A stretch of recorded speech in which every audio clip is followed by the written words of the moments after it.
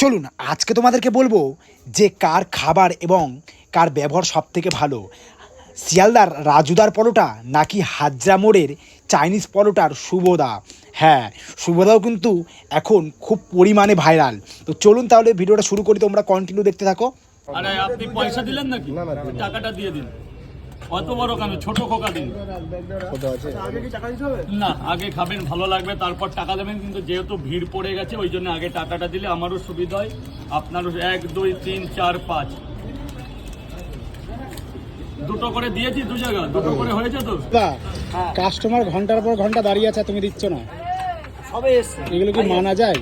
আশেপাশেও তো আছে। ভাই ভাই ভাই সব বন্ধু বান্ধব, এখানে কোনো রানিং কাস্টমার নিয়ে ব্যবসা করি না, মোড়া পড়ে বিক্রি করি না। এসব বলো না, লোকে বলবে সব রানিং কাস্টমার। বলবে একটা পরোটা বিক্রেতা হয়ে যা না তাই বলে যাচ্ছে। না তাই, এটাই তো বাস্তব। সব তো লোকাল কাস্টমার, দেখছিস তো, সব পাড়ার ভাই বোনেরা, বন্ধু বান্ধব। আচ্ছা, তোমরা তো এতক্ষণ ধরে ভিডিওটা দেখলে, তা কি মনে হলো? আমার তো মনে হয় রাজুদা এদিকেই চাইনিজ পরোটা শুভদা দুজনাই খুব ভালো। শুধুমাত্র চাইনিজ পরোটা ফোনপে পরোটাকে চাটে, কারণটা জানেন তো, যে ফোনপে পরোটা একটু বেশি বকে আর তিনি ভাটবাদ।